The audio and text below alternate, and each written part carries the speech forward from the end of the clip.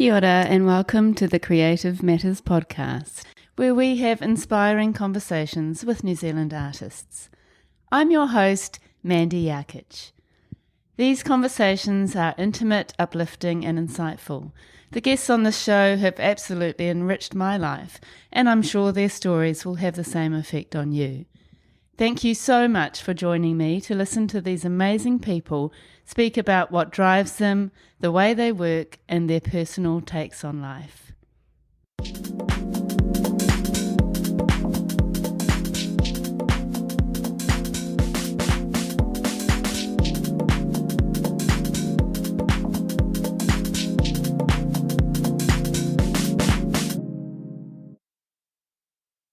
Matt Payne is a fine artist living on the North Shore in Tāmaki Makaurau, Auckland.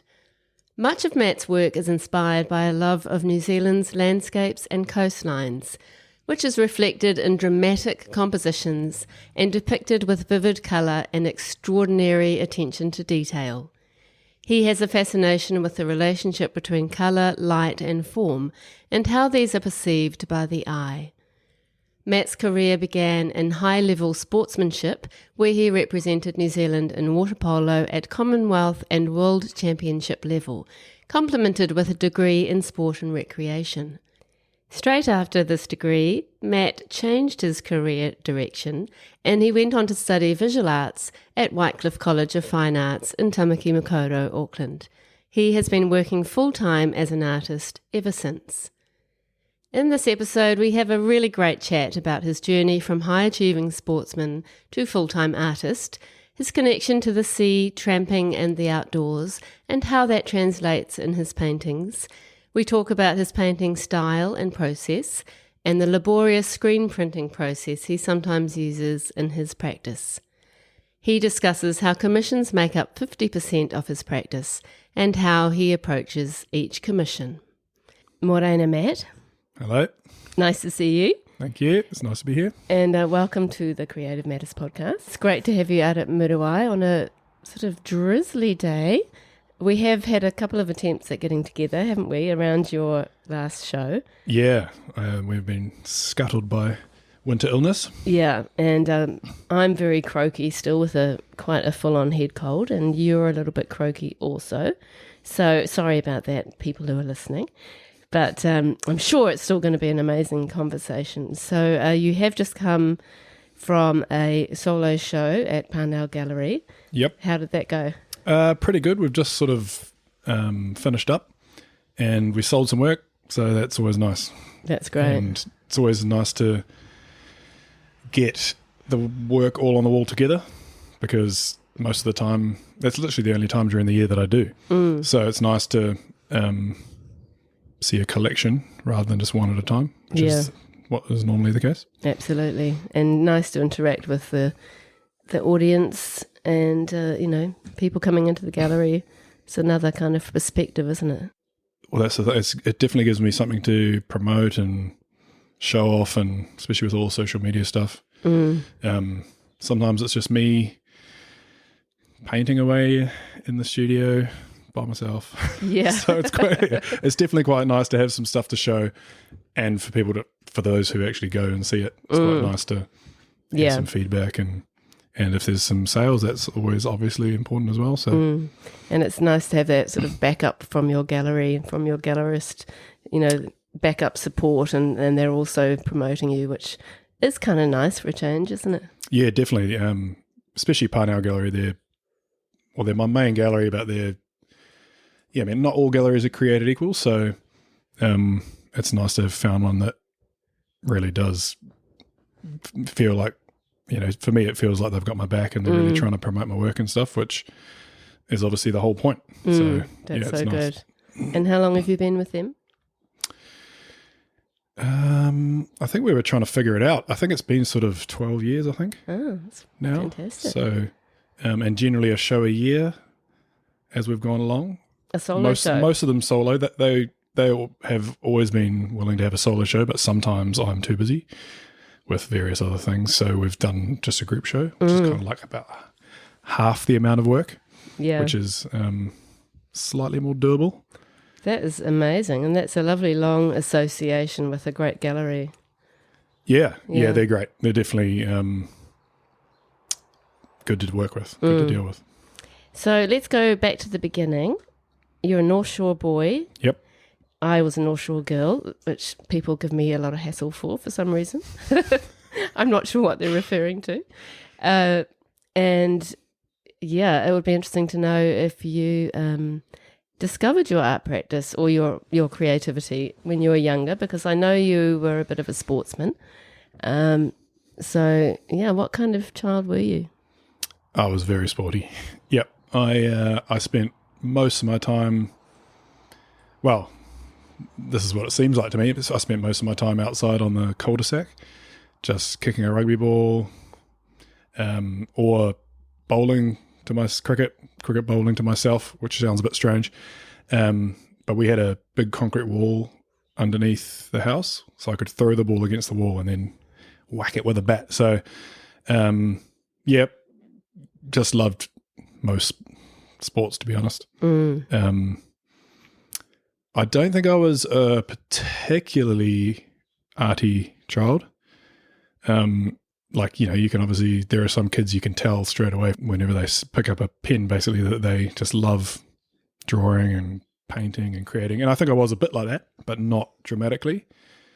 Although I do have a very clear good memory of, for Christmas one time, receiving, I don't even know how to describe it. What was it? It was it was a pen set, or pencils or crayons and all this different stuff, but it was like a mountain. I don't know if you know what I'm talking about. It was like, it had like tiers. It was like a tiered thing. It had lots of... I know what you mean. And and I remember getting that and it stuck in my mind. So obviously there obviously was some of that when I was growing up, because I was pretty excited about that. But not like some, I don't think. And were your parents really sporty people who were encouraging your sports, or were they creative? Were definitely encouraging sport, but they were not particularly sporty people. And they're not particularly arty people. So it's interesting. They were just supportive in general. So while I was, once I started getting into the sport, they were very happy to support and drive me to training and all that sort of stuff. But it took a lot longer for the art to come through, and they were supportive of that as well. So I don't know what they were. It'd be interesting now as a parent to wonder. I sort of wonder, what were they thinking when I was going through all this stuff, especially the art, because I'm probably getting ahead of myself, but I'd already done a degree and then stepped. And I was like, no, that's not actually what I want to do. I'm going to go to art school. And they were probably like, what on earth is he? Yeah, what on earth is he doing? It's a very interesting story, and I'm very much looking forward to hearing all about that. So at high school, I mean, you ended up representing New Zealand in Waterpolo, which is an amazing achievement. How old were you then? First team would have been under 15s, so fifth form essentially, what it was back then. So yeah, about 15 years of age, and that was sort of the point where I was like, oh, okay. Not only do I really love this, but actually I could go all the way, sort of thing. So started taking it a bit more seriously, to the detriment of most of my other subjects at school. Yes, I can imagine. Especially the art, because it literally takes time. You just need to spend some time doing it. And yeah, looking back on my schooling, I ended up not quite knowing what I wanted to do when I left school. So I ended up doing a sport and recreation degree, because I was so into sport and coaching. I was doing a lot of coaching waterpolo at the time. But looking back on it, I did do a lot of arty subjects. So I was doing art, classics, history, English, and art actually probably was the favourite. So it's interesting looking back at it now. I wasn't taking it particularly seriously. I probably didn't give it enough time, and that probably reflected in my grades. To be fair to me, I was actually away for like a whole month at a time right before bursary and all that sort of stuff. So with waterpolo, so that was definitely the focus. But yeah, I definitely remember it being the favourite subject. That's interesting, isn't it? That it was kind of there, but you were so consumed with your, excuse me, with your sports. And, you know, as you said, it would have taken up so much time.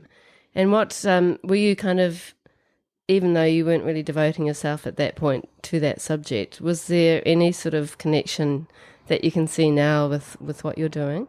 Yep. It's interesting because I've always probably leant towards the water, which is interesting, which I suppose isn't really, I've always been a water baby in terms of beaches, and I love surfing, and then I literally played a sport that was in the water. So I suppose there's a connection there as well, but I'm not sure it really informed. It's definitely not a straight trajectory from there to here, which it might be for some people. Yeah. Especially if you went straight from being really committed and good at art at school and then straight to university to do art, and then you get into your own practice. So it's so interesting, isn't it, that you had such an incredible focus to your sporting life, and that you have eventually discovered your arty side. So when you went to university to study sport and recreation, were you thinking at all about art, or were you making anything on the side, or was it just a complete focus? I wasn't thinking at all about art, but it's interesting from even through the end of school and then through those, I don't know how long it was, maybe 4 or 5 years. It's interesting how the little creative stuff pops out. So whether it's doing little presents for people or little cards or that sort of stuff, it was definitely there. So whether it's little pencil drawings or stuff like that. So, but no, there was definitely, I left school and probably like half the kids who leave school, I had absolutely no idea what I wanted to do, but I had to do something. Yeah. So, and when you're sort of considering all the options, it sort of made sense because I was really into Waterpolo. I was doing heaps of coaching, and having a bit of success at both. So I sort of, went to do it, and it was good. It certainly informed my coaching, which was a pretty big part of my life for a good 10 or 15 years, which was sort of the job I had when I started part-time with the art as well. I was coaching on the side, sort of coaching at the same time. So yeah, interesting. So when did you actually start sort of getting more into your art again and starting to kind of take it more seriously? When my now wife, who was my girlfriend at the time, had her 21st, so it was a fair while ago now, and we were obviously pretty young when we met, I did a painting for her. It was just like a collage of different photos of us and different times, and I had no idea what spurred me to do it. And I did it in oils, and I'd never touched an oil paint in my life. I was just sort of just going for it. It was quite big too. And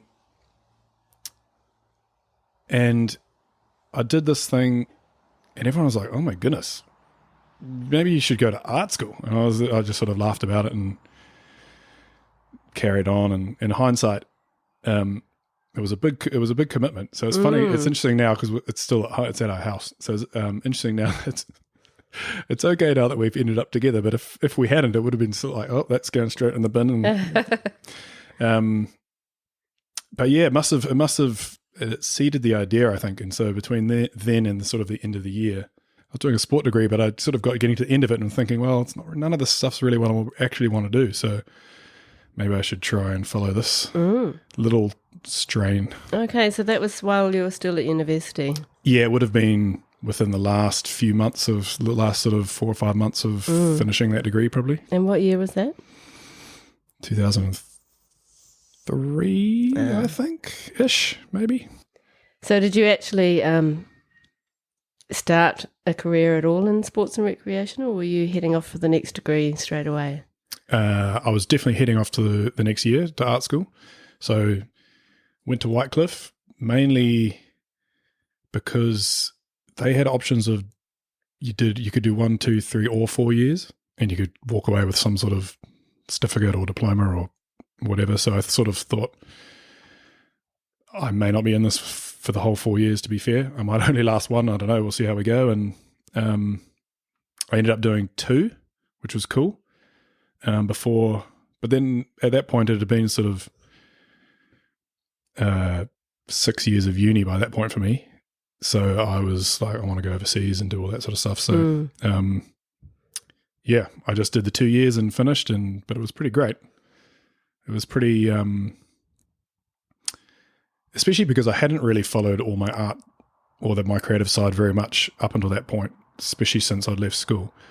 It's just an amazing creative place with all sorts of people doing all sorts of different stuff, and they set you these sort of not vague assignments, but very open sort of things, and everyone just follows a different path, and it's pretty cool, creative place to be. So I enjoyed it a lot, and having spent so much time training and playing, and it was the same for my last few years of school in terms of that getting in the way of my grades because I didn't put enough time into stuff, and it was the same through my sport and rec degree.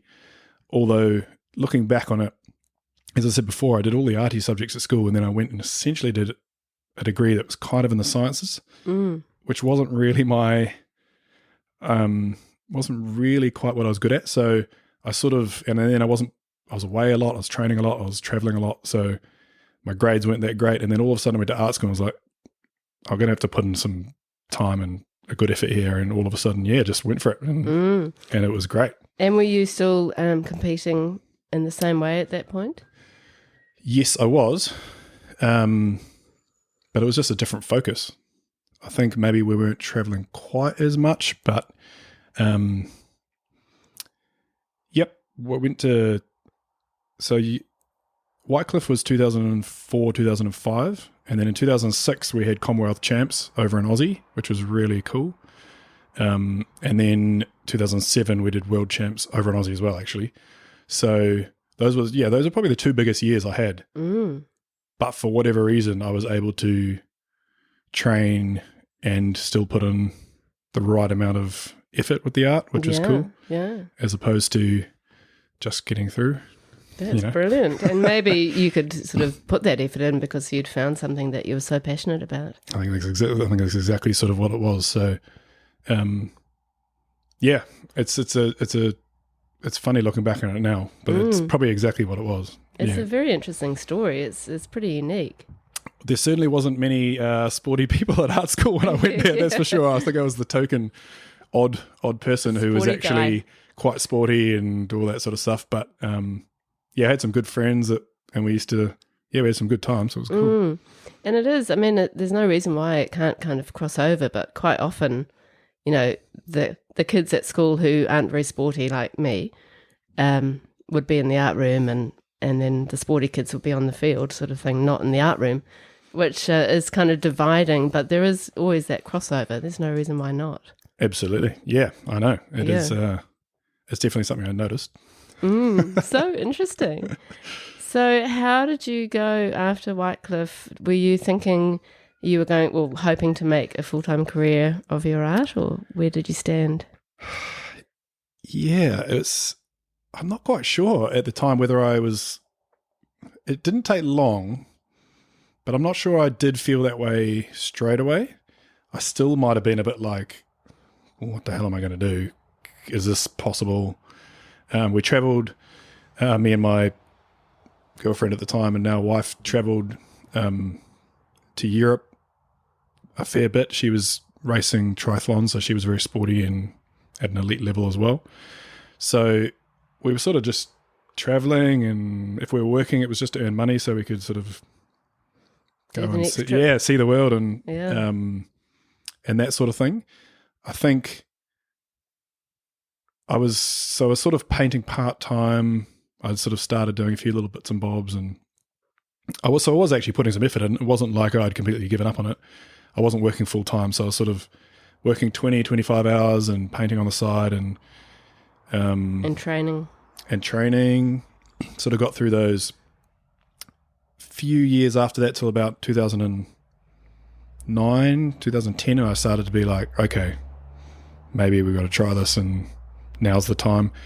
And I feel very lucky that I started that then, because if I'd waited any longer, then you've got kids and mortgages, and which all that stuff came a little bit later. But if you try to start then, it's just not really feasible in terms of trying to build it up. Because when I started, I had my very first exhibition at my auntie and uncle's house with a few friends, a few Waterpolo people who were gracious enough to come along, which I remember most of them, and I think very fondly of them for coming along and buying a few little works. And I know some friends of ours still have some of those little things, and they really love them. And I look at them, I'm like, oh God, I sort of, because it was so at the start of the process. And so looking at it now, they're wildly different. And I sort of cringe, but I'm glad they still like them. Yeah, that's very cool. And that's quite brave to kind of get out there. It's nice to have that sort of supportive audience to begin with, but still quite brave to, have a bit of a show like that. Yeah, well, that's the thing. Like, if you're doing this work, if you want to make a living from it, at some point you have to show people and see if it's going to work and see if anyone likes it. And your close people can tell you that it's quite good and they like it and stuff. And yes, you should do a show, but until you actually do the first show, or in my case, probably the second show where it's a bit more public, you don't really know. So, and having that audience or taking your work to people is a big part of being an artist. Especially if you're wanting to do it as a full-time job, because literally it's a job, so you have to pay the bills.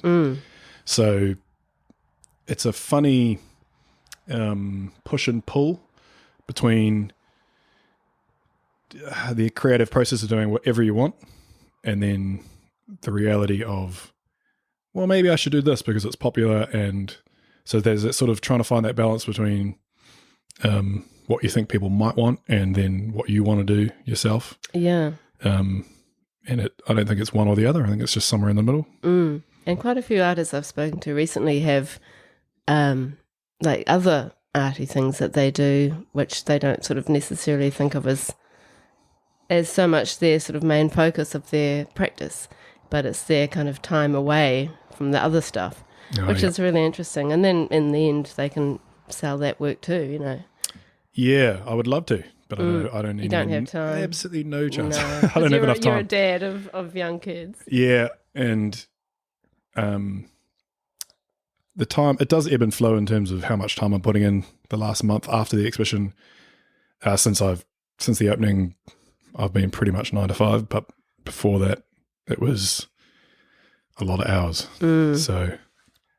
So when you first started making work, Matt, was it a little bit like what you're creating now, or what was it like?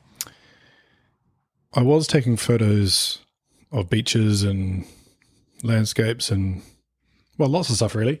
But it was probably more block, so less detailed, less refined probably. And then with all the art school stuff, it was a big range of quite different stuff, which is quite fun.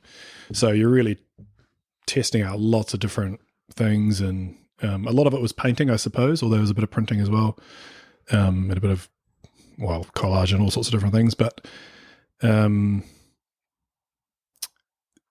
I sort of followed, there's a little bit of mosaic portrait type work, because I really liked Chuck Close, and at art school they're often encouraging you to take a look at some of your favorite artists and sort of spiral off from there and see where it goes. But pretty quickly, I actually tried some spray paint landscape stuff, which I actually still thought was pretty cool, but it was quite a fiddly, messy process. So I sort of didn't enjoy it as much, even though I quite liked the end result. But again, like screen printing, it's not as detailed. So yeah, I just started a little bit down the landscape route and then just kept going. And before I knew it, I was kind of had committed myself a little bit to that and was enjoying it and just kept refining it basically. Got bigger and more detailed, and Yeah. So good. And you were obviously getting sort of nice affirmation from friends and family at that early time and getting that sort of encouragement that you might have needed. But it sounds like quite early on you connected with Parnell Gallery. Is that right? Yeah, they weren't the first gallery. But I think there came a slight threshold moment where it's like, okay, I'm going to have to really do this. If I'm going to try this, I really have to just commit to it.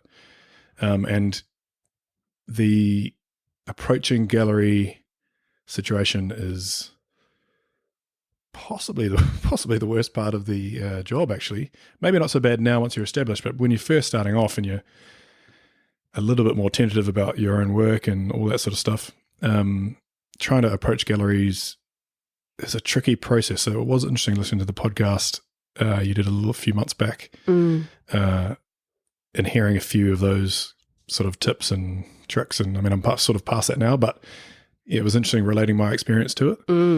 Which gallery was it at the beginning? I did one of my first exhibitions, probably my third one. My third little show was down at the Depot Art Space. So community gallery, probably the perfect place to start. I think I would encourage anyone who's starting off and wanting to have their first little show to approach them and try and get something going. And from there, maybe Matakana Gallery, I think, for a few, and Art by the Sea in Devonport. And Mike there was gracious enough to give me an opportunity because I was very fresh, didn't really know how to approach galleries and all that sort of stuff. And then a little bit later after that, it would have been Parnell, where that was a gallery I really liked with artwork that I really liked that potentially my stuff could go in. And I emailed and hadn't heard back. So the next day, probably the next day, which is probably quite presumptuous, not really giving them much of an opportunity to reply, I went in and had a chat. And luckily for me, one of the owners there had seen my work at Matakana and had liked it enough to give me a chance, basically. So we just started with a couple of works and built from there. And did you bring in work when you went to see them? No, I don't think I did. I definitely didn't take any in with me. I may have had some in the car. I'm not sure. I think I had already sent stuff via email anyway. So they would have had a fair idea of where I was coming from. And great that that's, I guess, a good reason for people to get out there and have their work in some sort of maybe smaller scale galleries or local galleries, regional galleries, just to kind of, start building that audience. And the fact that he'd seen your work somewhere else probably was helpful. I think it was very lucky. It was a huge help. Or maybe just there was a slight gap in their market. They may not have had a landscape artist like that. So, and as probably most artists find, you're not necessarily the only one who does similar work. Yes, there's always the odd person who's very different, but then often quickly after that, someone's doing something similar. So I knew I wasn't reinventing the wheel, but it was just what I was. It's just my style and how it was just through my lens, and this is what it was. So, I think I was just quite lucky that they were willing to give me a shot, basically. Well done. And can you describe your landscape paintings? They're, as you said, very connected to water, but can you expand a little bit and give us a really good idea of how your landscapes feel and look? I think, well, first of all, the process for me is I just take photos like that wherever I go. So often when we're traveling over summer and we like going away and camping and tramping and different things like that. So we're quite outdoorsy people and we love the beach. So I'm often taking photos wherever. In terms of the artwork itself, it's interesting because I think I'm just, when I'm selecting the images, it's a very, well, it certainly was at the start, an unconscious thing. I'm just choosing the ones that I really like. and like, oh, that photo came out really well, even though the other 100 photos around it may not have come out quite as good compositionally or whatever. I don't think I understood the compositions when I first started. I was just freestyling the photos that I liked. As I've gone along, I've learned a bit more about it, and I'm much more conscious about it, but it's still just the photos that excite me. And from there, I think what my work is doing is it's just an emotional connection for people. If people are buying my work, it's because they are feeling, hopefully, and this is what I'm trying to do, I suppose, when I step back and actually think, I've done it in the past, what am I trying to do here? What am I trying to achieve?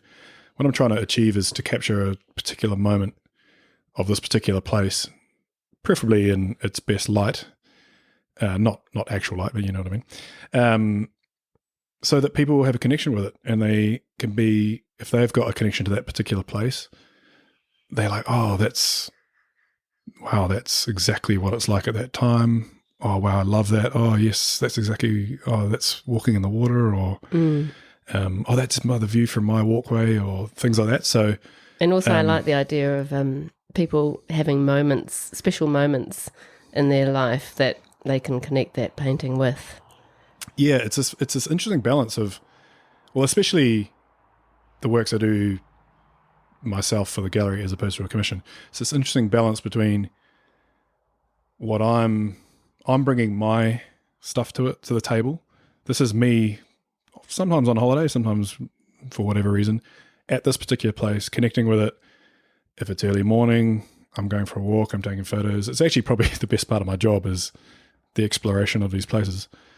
And it's fun to be out there, and sometimes I'm taking photos. I'm like, wow, yes, I can't wait to go see those. That's hopefully going to be a winner. And then the other the people who are buying the works or enjoying the works are coming from their point of view of, and it's different from mine because sometimes this particular place isn't my special place, even though I can appreciate how great it is at the time. But for them, they might be bringing 20 years of special memories, and then sort of we're meeting in the middle, hopefully, with some cool artwork that they can hang on their wall and love. And it's definitely really, that's probably the coolest part about it, is when you hear a story of what it means to someone, whether it's because they had their wedding there, or there's lots of different reasons, but it's really cool. Yeah, and you may be bringing something of your own to it, but because you're capturing it in such a realistic way, it immediately reminds people of the actual place. Yeah. Do you see your work as photorealistic or no realistic, or how I absolutely have no problem with anyone saying that it's like a photo, or it's realistic, or it's definitely not photorealistic when you see the work. There's another level or two up from that, that's for sure, which I'm not aspiring to get to. I'm definitely attempting to capture the place as best I can with brushstrokes, and I want you to be able to see the brushstrokes and see the dots of the sand and all that sort of stuff when you're up close, and hopefully when you're further away, maybe it looks like a photo, and that's sort of what I'm going for. Which is amazing. And how did you actually discover your ability to be able to capture something so brilliantly? I mean, to me, it's just, I just can't imagine how you do it. It wasn't a discovery of, I think it was a development of the ability, because when the stuff I was doing at the start was not at all realistic. It was much less colors, much less blending, much more block. And then it just developed as I got better. I think I just sort of naturally wanted to, without really thinking too much about it, just naturally wanted to keep going. And it's a funny thing. People often ask, how do you know when to finish? And it's not anything I have to think about. It's just, you keep working. It's not quite done. And then all of a sudden it's done. You're like, yep, that'll do. That looks great. Yeah. Done. So it's cool. It's not often something I have to worry about. Maybe I'll get the odd painting. I did actually have one of these odd paintings for the exhibition where I was like, should I just keep reworking that? Am I making it better? But it doesn't happen very often. Normally I'm like, it needs to be done. Keep going. And then eventually it's like, and then that's good. Yep. Yeah. Which is such a great feeling, isn't it? Definitely. But I imagine, not being a realistic painter myself, I imagine having to get it so that it is capturing that place could be, with some paintings, quite hard at times. Yeah, I think because you've got an end result in mind, haven't you? Which definitely, I've definitely got a sort quite of tricky. I've definitely got a sort of vision of what I want to do, and it's not always perfectly identical to the photo, because sometimes I take a bit of artistic license and I change the odd thing here and there. But I suppose that is the thing about having realism, is that if it doesn't look real, it's not done. Do you know what I mean? So luckily now, sort of this far into the process, I'm quite good at knowing what to do to get to the next level. So like anything in life, it's process based. It's not just start doing it and see how we go. It's very much I start with all the base colours, so it's often all the darkest colours, not always, but generally, and then just build it up, and often the highlights are the last part of the process. And yeah, it's just a matter of the beauty of paint is that you can just keep going. You can keep working it. If it's not working, why is it not working? You stand back and you look at it, and then you just sink back into it and keep going. And do you actually do any drawing at all, or you've got your photo as a reference and then straight into paint? Yep. Any drawing is just mapping out the outlines of the main compositional lines, basically. So drawing the horizon, the edge of the headland, the wave line probably, and then just blocking in the colours. So no, I honestly don't have time for any other artistic pursuits besides maybe the odd little bit of guitar once in a while, but no drawing, none of that sort of stuff. It's all the painting focus. It's just, it's interesting. It would be lovely to have a bit more time to explore a few things, and I think that might happen in the future, but at the moment, 2 young kids and a busy family life, and lots of work to do, which is a nice thing. That's a great position to be in. Yeah, it's nice to feel like there's things to be done and work to do and exhibitions to prepare for and commissions to do and stuff. So that's so good. Yeah. So when did you drop all the other work and become full-time? It's funny because I was kind of full-time before I dropped the other work, if you know what I mean. Like I was, because I was Waterpolo coaching, a lot of that is mornings and evenings. So that did leave plenty of time, 9 to 5-ish, to still do lots of artwork. So there was a period of time there where I was probably working a full-time job with the art and then doing another half a job with the Waterpolo, and it was full on. And that's what you can do it without kids because there's not as much pull on your time. And then, gosh, I'm not even actually quite sure when that leap off point was. It was probably about 10 years ago, and it was serious. It's a big moment when you're like, okay, everything's going well. I think I can do this. Launch into it, and give it a good go. And as I said before, it's good that it was pre-kids, pre-first home. And you felt encouraged because you had your dealer gallery representing you. You were making sales, as you said, and you obviously had the confidence. Yeah, and that was just built up from a few years of selling stuff, doing it, selling, doing little shows. And seeing how popular your work is. Yeah, exactly. And it's not like a lot of the work was sitting around a long time. So, yeah, that sort of gives you the confidence to, I was pretty committed already. So it was the natural next step. And it's kind of like, well, it's now or never. And, happy I did it then. Yeah, that's brilliant. Well done. And you spoke earlier about composition. What do you think makes a strong composition in a landscape painting? I think it's probably different there's different ways of doing it, and it's different for everyone. For me, I do generally stick to the rule of thirds, depending on what I'm focusing on. So if I'm doing a big seascape with waves and foam and water and sand, and then generally the sky will probably only be about a third. And then there's other times where I've got an amazing sky with dramatic clouds, and then you'll probably swap it around the other way. But for me, I like to have close-up detail in the foreground. So generally, whether that's sparkly water or whether it's sand or grasses or whatever, rocks and grasses for mountains and things like that, I'll generally have a quite close up foreground and then a middle and then a further back, just so there's some sort of champion of the piece. And sometimes that champion is the background clouds. So then I'll swap things around a bit and play with it and stuff. But that's sort of the general idea. That's amazing. And what brushes do you use? And I mean, we haven't actually spoken about the paints you use either.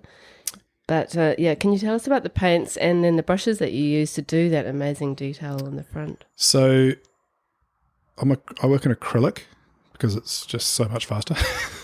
And it's nice to just be able to focus on the one painting generally and just keep going. And you paint it, and I use my hairdryer quite a lot, and it's just drying in 10, 20 seconds, and away you go, you're on to the next thing, which just keeps the ball rolling and keeps the process going.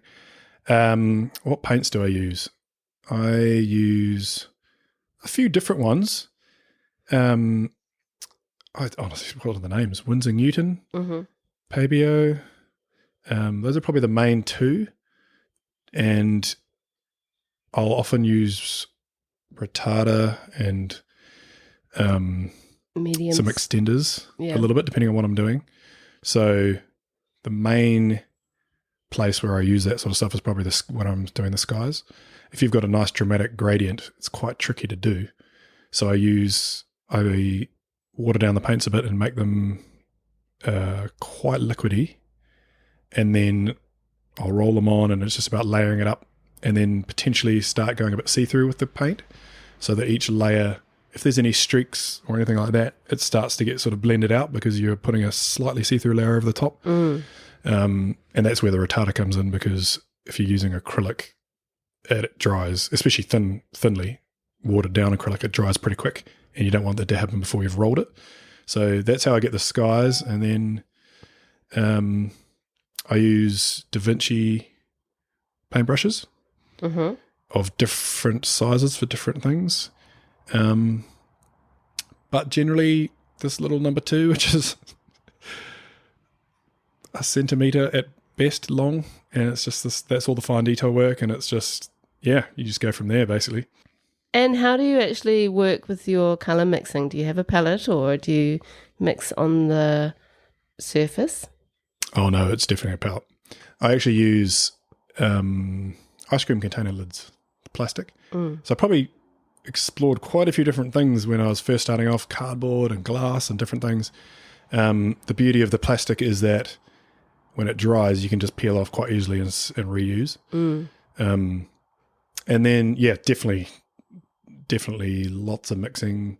It's funny because I have actually had the thought before that it's one of the parts of the process that no one who's seeing the work would ever think about.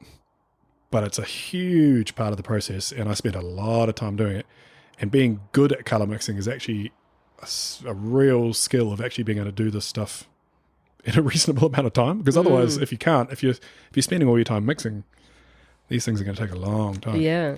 And are you trying to get the exact colour from your photograph? Yeah, generally. Most of the time. But then there are occasions where I'll happily lighten or darken or tweak slightly if because that's the other thing about the photos. It's funny because I take a photo, already there's a filter of the camera which changes the colours from what I'm seeing with my eyes, and then you print out the image and that changes it again because the print is not quite looking like what the computer looked like. So sometimes I'll be tweaking. Sometimes actually those printouts will come out slightly violet. And at times, if I think it's needed, I'll tweak the violet down on Photoshop before I do it. But then if not, sometimes I'll just tweak it as I'm painting the blues and things at the time. Very interesting. And are you working on canvas all the time? I am now. I've definitely explored lots of different things when I was first starting out, and especially at art school and stuff. There was perspex, there's wood, all these different things.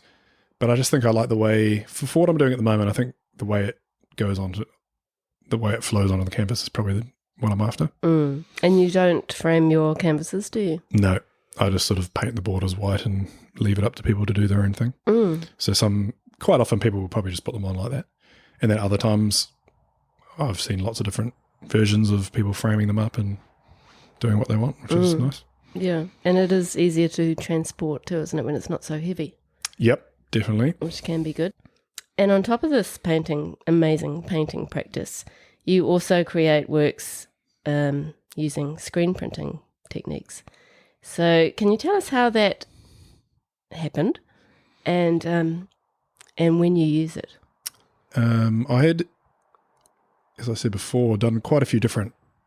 I did wood cutting, screen printing, and etching at school, and then at art school we'd done some screen printing, just a little bit, just sort of dipping your toe in. And then I actually went to another artist exhibition, and I met Glenn from Artright there, and he was just sort of telling me about what he did, and we were sort of having a chat, and I sort of thought, oh, that might translate quite well. And I had loved all that sort of stuff at school and art school. So yeah, I just went in and sort of met him properly and had a look around the screen printing warehouse essentially, and looked at all the amazing art he's got there and all the amazing artists that he has worked with. And I was like, oh, maybe, this would be cool. I should give this a try. I love printing. So yeah, I painted the first one with that in mind.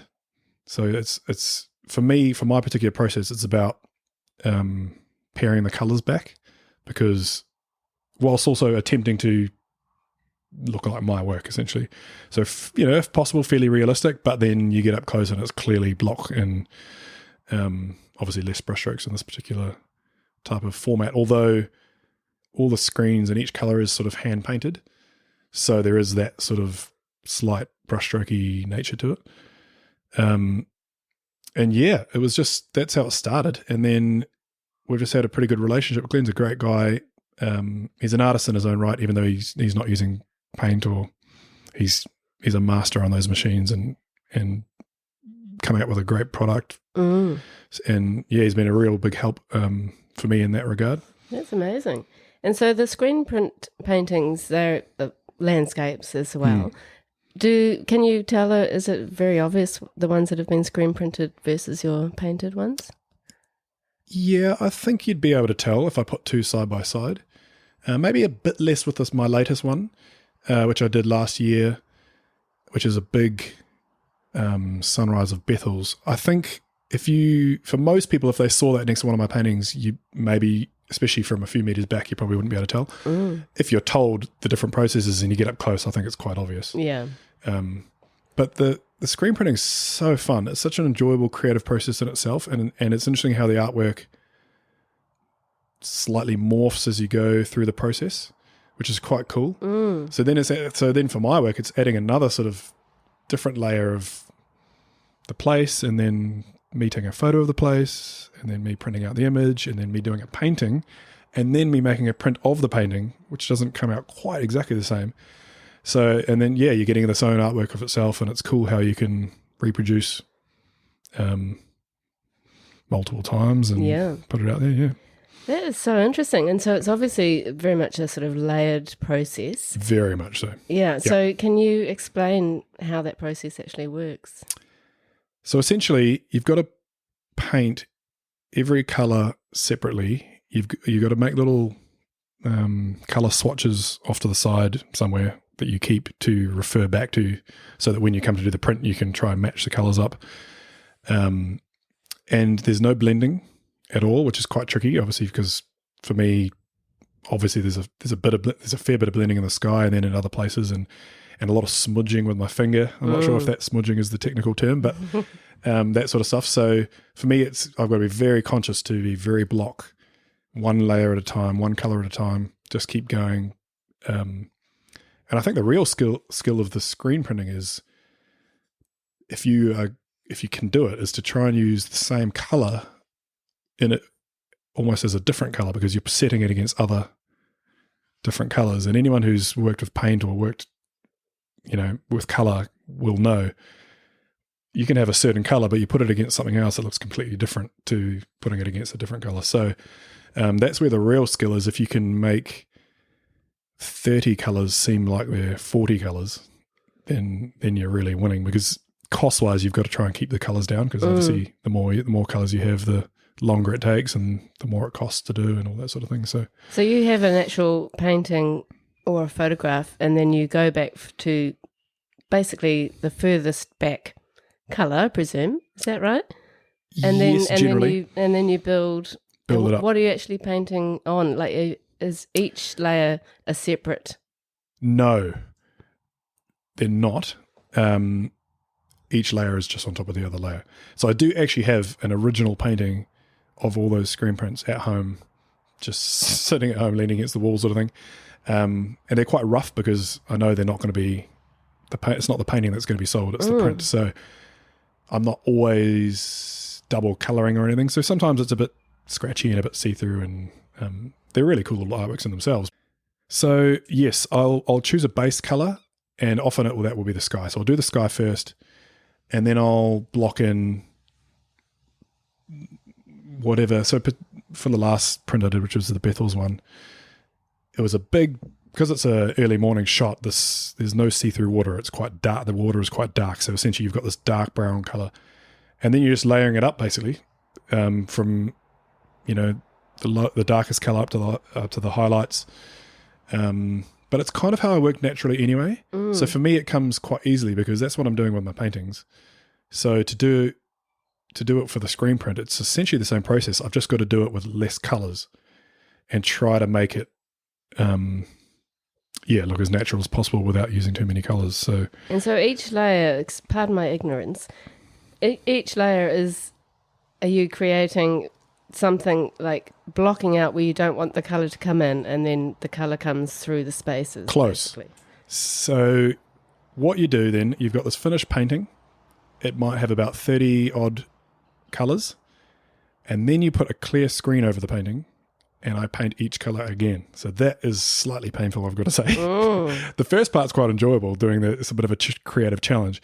The second part is a bit of a slow process, where you're essentially, with these sheets of clear perspex, or not perspex, but whatever it is, you're repainting every colour separately.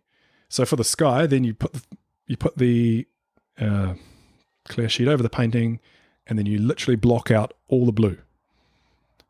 And then you do it for the next colour, and you do it for the next colour. And obviously the base colours can be across, so the blue sky could potentially be across the whole of the painting. You're almost creating a base to start from, and then the colours just get layered up, and you just keep going until you get to the little highlights at the end, and that's the satisfying. It's funny with screen printing, because it just doesn't feel that good until the last colour goes on. It's like, yes, that's it. It's done, and that's exactly what I was hoping for, but it didn't look that great until one or two colours ago. This is 30 colours in. You're printing each one. And it was really fun this time around. We had a bit of a get together with anyone who sort of wanted to come along, and I emailed all my VIPs who have been amazing to me over the years, who've bought works and promoted my work and all that sort of stuff. And we've got them out to Artride and Onehunga, and had an evening where we finished off some of the prints for the last colour, so they could see the process. We took them through all the process, burning the screens and all that sort of stuff, and then finished with, here's the last colour, this is how it works. And I think it was really cool for everyone to sort of understand the process. I love that. And I think I have a video of that process, which I'll put on your blog post, because it's, for people who aren't familiar like myself with that kind of higher grade screen printing process, it's just fascinating. Yeah. And then really are you doing that so that you have a kind of a certain finish, or are you doing it so you've got the sheets so you can reproduce? It is definitely its own thing. So creatively, it's really fun for me to step out of what I've been doing, because I don't do them that often. I think I've only done 4 at this point. But to be able to step back into it and mix things up a bit and spend some time around other creative people, because I do a lot of the repainting of each individual color out at Artright. And so while we're printing one color, and then at the same time there's a screen out the back getting burnt. What do you mean burnt? So essentially they use UV light and with a UV substance. Where you have painted gets blocked out, and everywhere else that the light actually touches will get burnt, so that it's only the part that gets blocked out will allow the ink through.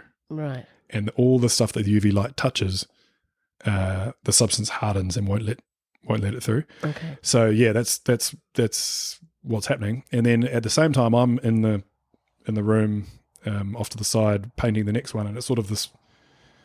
It keeps rolling through. You just keep rolling through. We're printing. So you're sort of all over the place. But it's really creative, because at the same time, I'm out there for a month, and there's lots of other awesome artists coming through that you get to meet and talk to, and they're for whatever reason they're in for. Often it's because they're coming in after me, or so I've got to meet lots of really cool people. Got to swap some art with some really cool artists, which was really fun, because you can't always afford to have all your favorite artists' work, especially when they're at that level. So yeah, it's quite a it's quite a different, just a different vibe, isn't it? Heading out and working with other people around you, which is quite refreshing sometimes. Yeah, because I don't see a lot of people. So, like when I was coaching the Waterpolo on the side, or I was seeing heaps of people. It was all the parents of the kids and all the kids, and so it was very social, and that was a really nice aspect of that. And then I went full-time art only, and all of a sudden it's just me by myself, and I'm actually quite good with that. I don't mind that at all. But then eventually you do notice, like, it is quite nice to see. So I'll walk the boys to school or back or whatever, and if you see another parent or something and you have a chat, it's actually quite nice, because otherwise it's just me by myself. So with all that massive effort to create a screen print, why would you do that to reproduce your work instead of just getting beautiful G-clay prints? I think they're just a slightly different market a little bit. I actually really like the G-clays as well, but they're obviously print reproduction where there's not quite the same artistic process. And there's not the kind, like with the screen printing, you can genuinely, when you look at them close up, you can see the glow of the shine of the inks and the very slight layering of all the different colors. So it's its own artwork essentially, but it's an artwork that is reproduced a certain amount of times.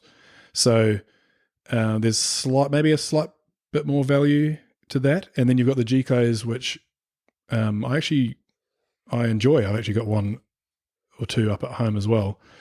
And they're for people who maybe can't afford a big painting, but they want something to fill their wall, and they love that particular place. And it's good all around for me. And it's still valid, isn't it? It's still a valuable item, I think. And they're limited edition as well. So there's a certain amount of them out there. You know that when you buy it, and then we'll move on to other images basically. And what's your edition? How many? Often for the G-clays it's been 100.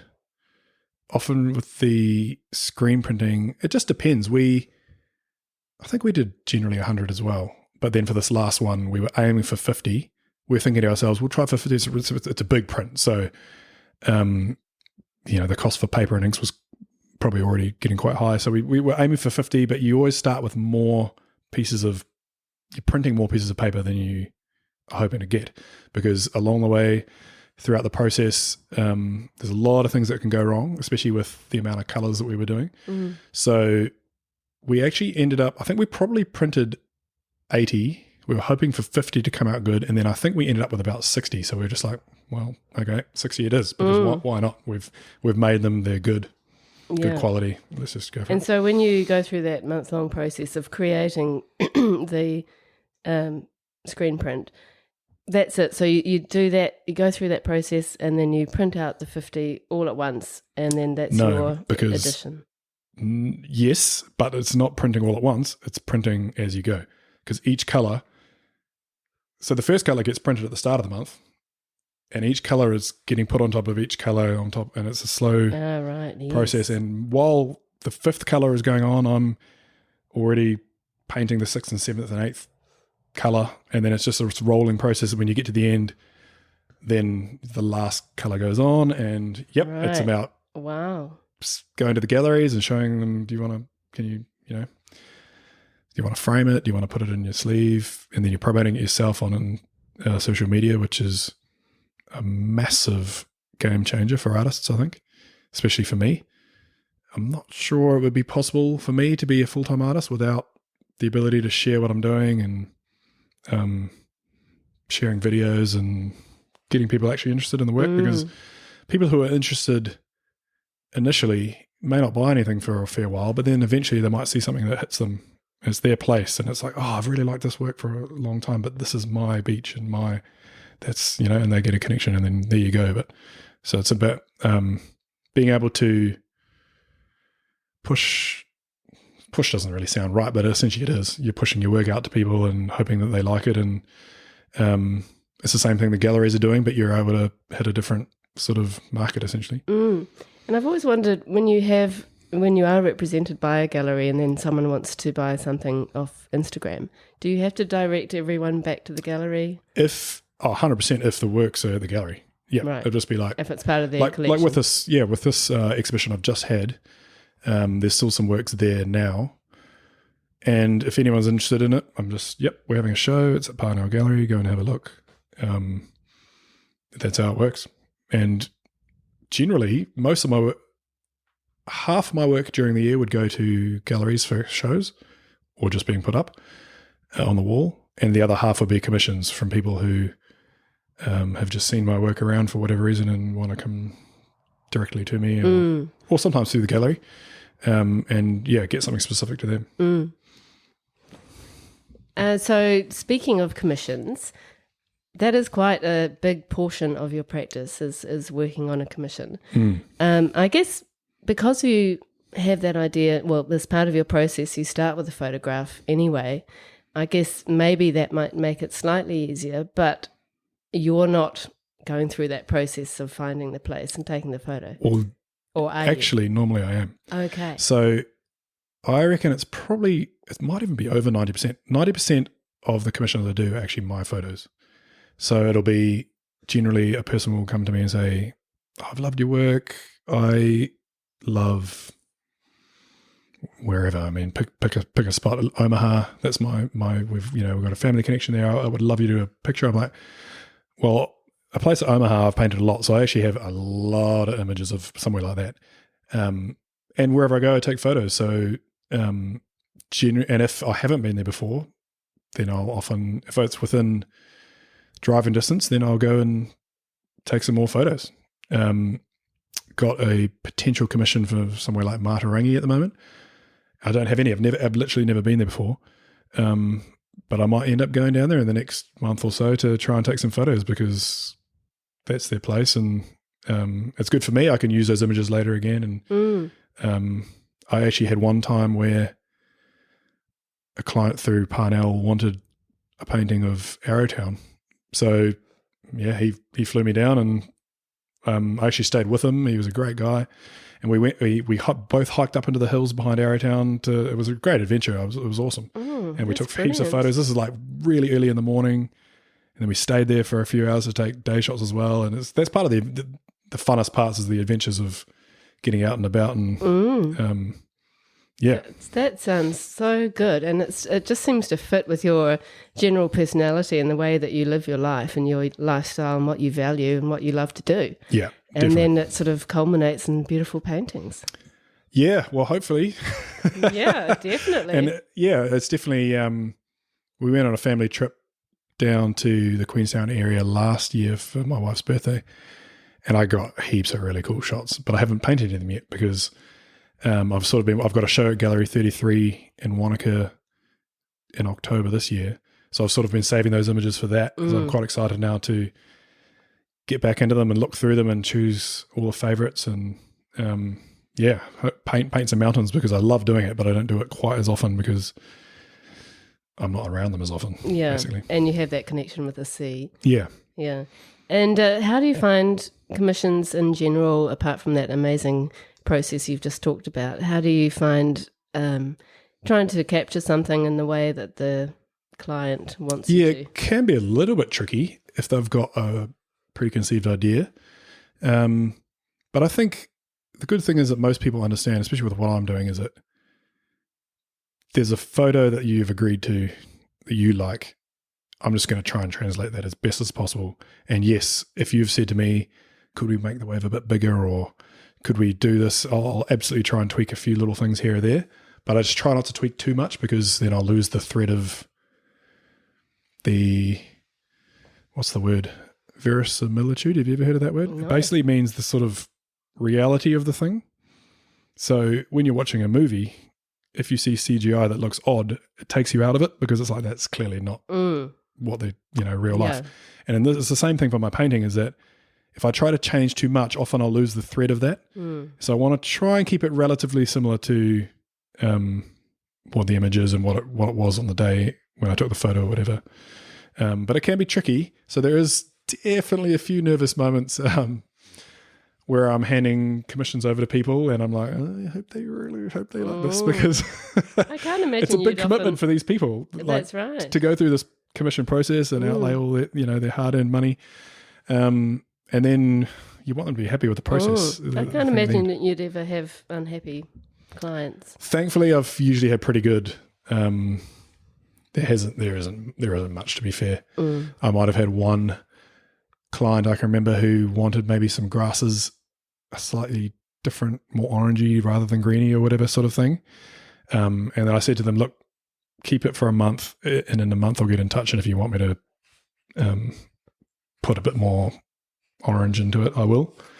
And then I rang them up and they were happy as Larry and wanted to keep it. So that was nice. Once they must have just had a certain thing in their head of what they wanted. So there is that.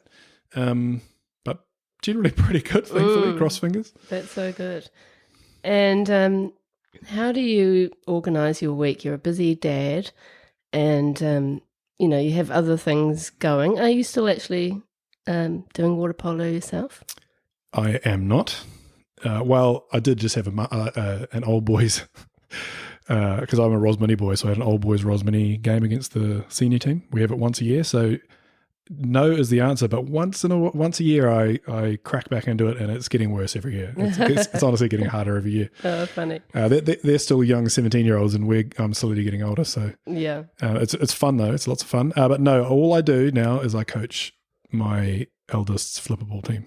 So flipperball is just the young version of water polo where you can stand up. Very cute. And there's not a lot of pressure or anything, which is nice. It's just all I have to yell is keep your head up. You're doing well. And after a goal, come back to halfway. And it's basically, That's so good. It's nice when you can do that as a parent and bring those skills forward for your own kids. Yeah. Yeah. That's lovely. In terms of what's my week like, I'm very disciplined. It's funny because people often comment things like, oh, I saw you, because if I posted on Instagram or whatever, I saw you were up late the other night. Do you sometimes just feel the inspiration? And no is the answer. There's definitely, it's not like that for me. I'm not quite sure if that's exactly how it's like for other people, but this is a full-time job and I'm all in. So it's like, I'm very disciplined, pretty much 9 to 5 every day. And then as I need to, because work's taking longer than it should, or I'm getting close to an exhibition, I'll work in the evenings as well. And if something comes along that takes away from the actual painting time during the week, I'll probably spend an evening just to catch up a few hours or whatever. And, because I've got deadlines. They don't always work out, which is annoying. My average is probably about 2 weeks per painting.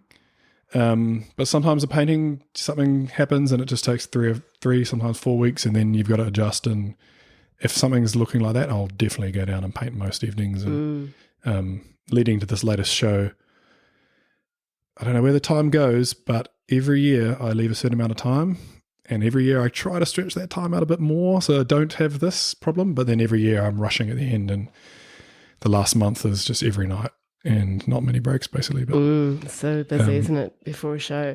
Yeah. And when you're working towards a show, do you cancel all your commissions and other things, or you don't? Yeah, organise? they just put off. Yeah. So if I've got commissions lined up, I'll just say your commission will be done in July or whatever.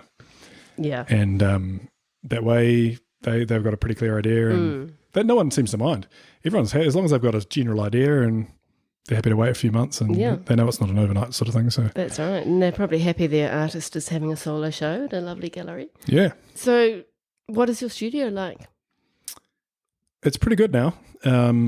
We've moved into a new house a couple of years ago. So I've got a big rumpus room studio, which is nice and spacious. It's almost perfect, but the roof height is just a little bit not ideal for the easel, for lifting the easel up if I need to lift up to its top height. But I just get it. I can make it work. I'll work around it. Before that, when our first little home, our 100 square meter home with 20 of which was a garage, I worked in the garage. So with a whole lot of garage stuff like bikes and really? other things, it wasn't ideal. But we made it work, and then it's nice to now be in a space that's a bit bigger and lighter and nicer. Great. Yeah, it's so nice to be on site, at home. Yeah, it's a huge advantage for me because now that Jen's back at work a little bit more, I'm doing a lot of school drop-offs and pickups and stuff. But that's actually quite nice because it gets me a little bit of a walk down the road because we're quite close. We just walk down the road and you're getting a bit of fresh air and seeing a few people, and that actually works quite well. But you're at home heaps and you've got flexible hours. And if you need to work in the evening, it's easy because I literally walk down the stairs and there I am. So yeah, that's quite good. That's brilliant. So you mentioned earlier that Instagram is a great way for you to showcase your work and potentially sell it. So is that the best way for people to get in touch with you, or through your website? Oh, either of those is good. If you're interested, if someone's interested and want to get in touch, often the email is probably the best way, but Instagram messaging and stuff's just as good. And obviously a lot of my work's in the gallery. So at the moment I've got work in Payne Gallery and not really anywhere else at the moment, just them. So the social media is amazing just because people can be in contact directly, which is cool. And it's such a beautiful way of, a lovely online gallery of seeing all the work that you've done over the years. Yeah, definitely. Yeah. All right, Matt, it is time for the questions. Okay. I can't believe we're already at that moment. So what would you say to your younger artistic self or younger sporty self? I reckon this is probably the hardest of these questions. I had a little think about it. I'm not really sure there's too much, to be fair. I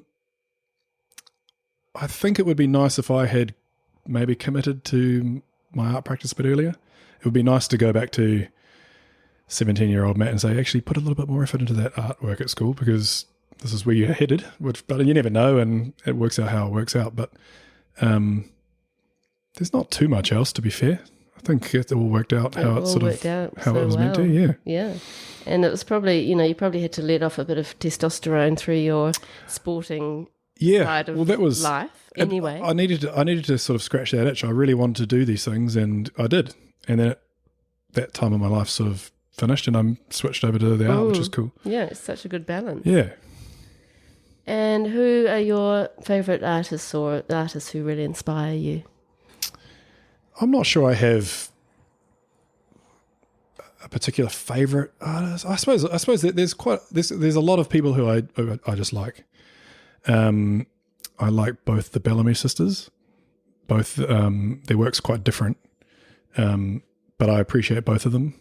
One's Michelle is quite photorealistic, and then Caroline's more with nice long streaky brushstrokes. And I like the subject matter because I enjoy the mountains and that sort of stuff.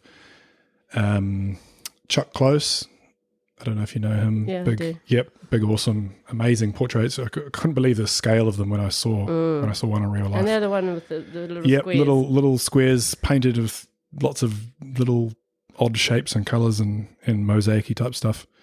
I really like Dick Frizzell's landscape work. It's just something, and actually also quite a lot of the comic booky type stuff that he does as well. Who else? One of my friends, actually the friend who I was talking about, that I went to the exhibition of and met Glenn, the screen printer, Jordan Barnes. His work's really cool. He's a Taranaki boy, and so he's sort of, similar-ish age to me, and I really love all his stuff as well. So, I'm trying to think who else. That's probably Michael Haidt for similar reasons to the Bellamy's in terms of subject matter and mountains and screen printing as well, and Tony Ogle for his screen printings and stuff as well. So, yeah. And as an artist, what do you find is your biggest challenge? I know that a lot of the artists that you've had on before have said time, but for me it's not time because I'm doing it full time, and I do have even though I do rush towards exhibitions and things, it's what I'm doing all the time. So it's not that for me. For me, I think the biggest challenge for me is just the pressure of Auckland house prices. You know what I mean? Like just that everyday cost of living, and I've been really successful and managed to make a living and all that sort of stuff. But there's still just that pressure of the income is all over the place. It's not regular like everyone else. Yeah. So there's a lot of juggling to do, and I do have the dream of like, oh, maybe if we didn't live in Auckland, this would all be way easier. But it's our home, so and we enjoy where we are. So that's probably the biggest pressure. Otherwise, it's all going pretty well. That's great. And what do you think drives you to make the kind of work you make? I think for all the things we've talked about already, it's just a natural extension of who I am, I suppose. I love being outdoors. I love being at the beach. I love tramping and camping and going in the mountains and when we can, which isn't that often. And so I think most people's art practice is just a reflection of what they love. So yeah, for me, it's that's just the way it's turned out after all the sort of experimenting through art school and stuff. I've just sort of landed in this space. Yeah. It's so good. And, it's really fascinating to hear your story. I don't think we've had such a sporty guy in the studio before. You're making me sound like an athlete. I'm certainly not an athlete anymore. It was a while ago. But, it's such an interesting background for a full-time artist to sort of have gone down one road and then kind of come onto another road. And it's an inspiring story. So thank you so much for sharing your life with us, and it's been so lovely to meet you, and I look forward to following you in the future, and hopefully you can get out to Muriwai and do some paintings out here one day. Oh, thanks for having me. It's been my pleasure. I haven't been out here for a while, so am I allowed to hang around now? You are, actually. I should probably go take some photos. It's turning into a half decent day. Yeah, you should. Yeah. It's the cordon, one of the cordons has been opened, so people are allowed to come in, which is a sort of double-edged sword in a way. But go down, take some photos, and I'd love to see a Muriwai painting. Well, if I get anything good in a few months' time, you might see something. Yep, I'll look out for it. All right, thank you so much, Matt. Thank you.